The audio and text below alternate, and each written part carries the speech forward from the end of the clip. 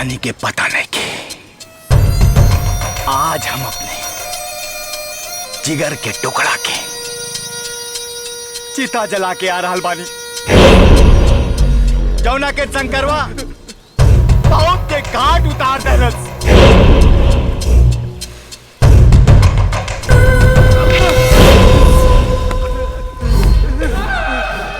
हम नहीं खे जानत रही कि शंकरवा हिजड़ा के औलाद बा और ऐसे मुंह छुपा के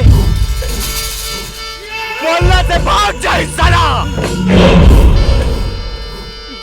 अरे हम चलने रहती तो अपना मुन्ना के ठीक होके के इंतजार ना करती, पहले ही दिन आके ढोल बजा के साला के बहुत के काट उतार देते। शंकर भैया अगर हमरा के मालूम रही तो वो हम न बताई कि शंकर भैया कहाँ पड़न।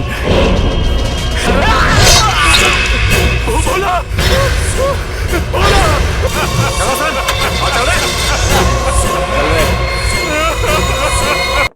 हाँ रही भाई।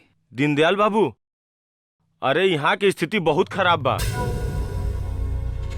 कि राजा ठाकुर के भाई मुन्ना ओकर देहांत हो गई और देहांत भइला के बाद मुन्ना ठाकुर मोहल्ला में आके आतंक मचैले है, जबरदस्त आतंक, सबके मरलस पिटलस। अब तहरा के और का बताई दीनदयाल बाबू, तू तो केहू के ना छोड़लस, हमके भी बहुत मरलस, बहुत बेइज्जती कैलस। अब भोलवा के तो जान से मार देलस।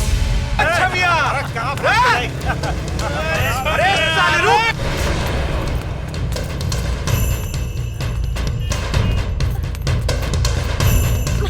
अरे चलो चलो। अरे ऑटो वाले, देख क्या रहे हो, जल्दी चलो। अरे आओ ना, जल्दी चलो, जूहू चलो।